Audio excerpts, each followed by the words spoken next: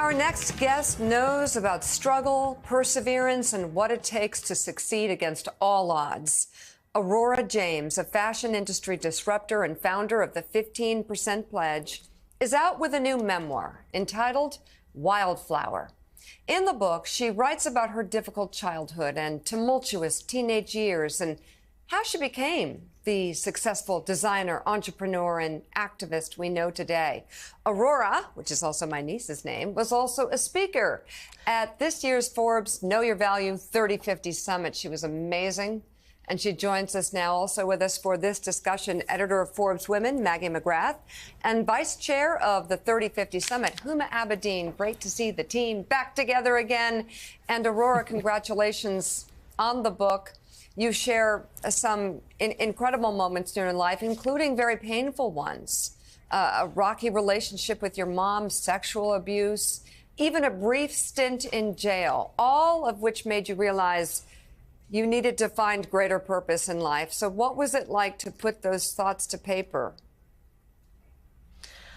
Oh my gosh, it's always so challenging, right? I think, especially these days, we spend so much time just trying to perfect this image that we have of ourselves to the public. I think social media is really responsible for that too. And I think for me, what I really wanted to do in writing this book was just kind of take some of that costume of identity sort of off and just display who I truly am. And I think, you know, it took 38 years to really learn how to love myself exactly as I am. And I think that I've become successful for, you know, my flaws as much as my strengths.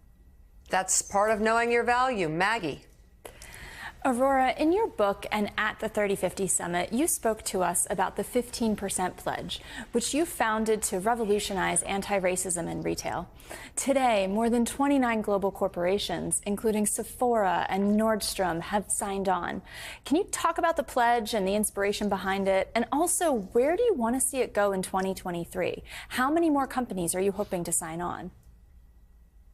Absolutely. So in the wake of Mr. Floyd's murder, I was really called to do something that was going to have more of a lasting impact. And I basically put out a call on social media where I asked major retailers to note that 15% of the population was Black, and they should put 15% of their shelf space with Black-owned businesses. And it really took off overnight.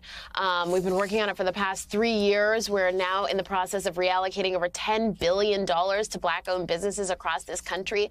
We've put over 600 Black-owned brands onto the shelves of retailers all across the country.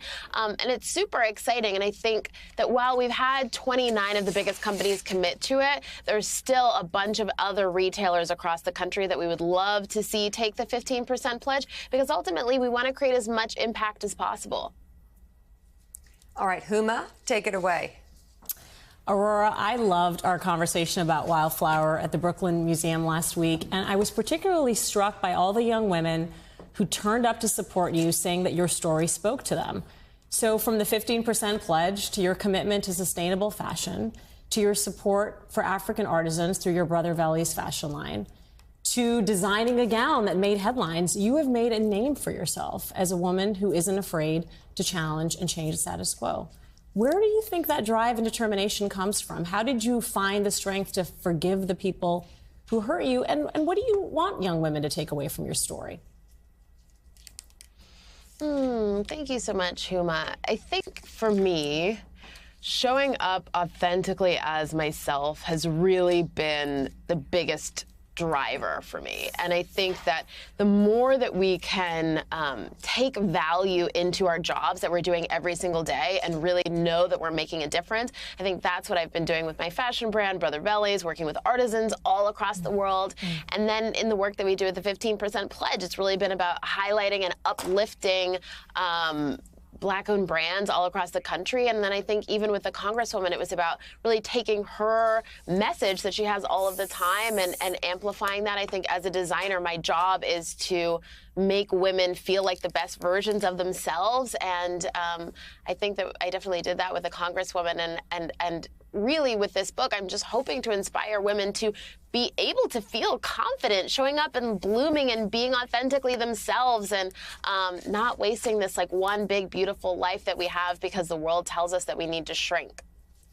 Well, you know, as you know, Black women are the fastest growing group of entrepreneurs in America. And I think just everything about your book can help explain this growth. But how do you think initiatives like the 15% pledge can play a role in this?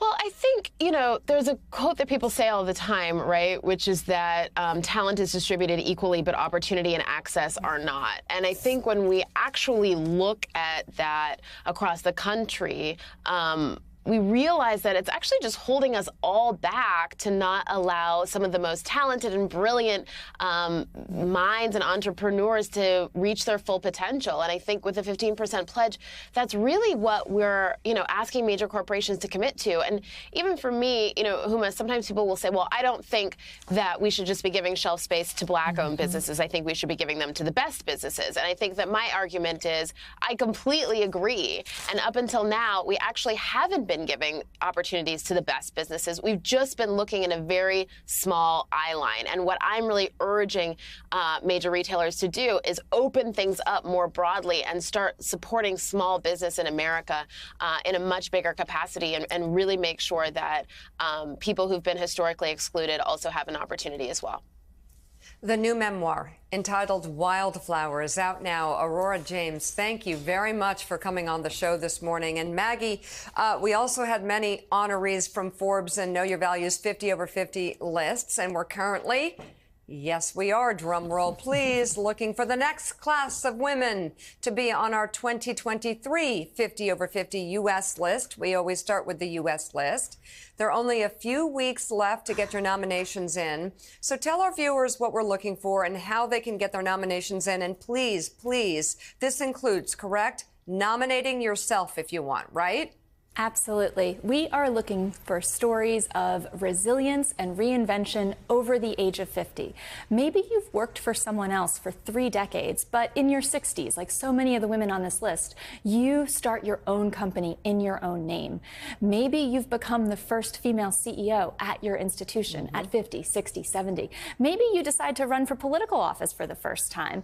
If this describes you or someone you know and admire, please head to Forbes.com to nominate them or nominate yourself. You have until June 1st, but we are reviewing nominations on a rolling basis, so the sooner the better. Yeah, and we have this incredible luncheon in New York City where we honor the winners, the ones who become the 50 over 50 listers. So head over to Forbes.com, knowyourvalue.com for more on that. Maggie McGrath, Huma Abedin, thank you both very much, as always.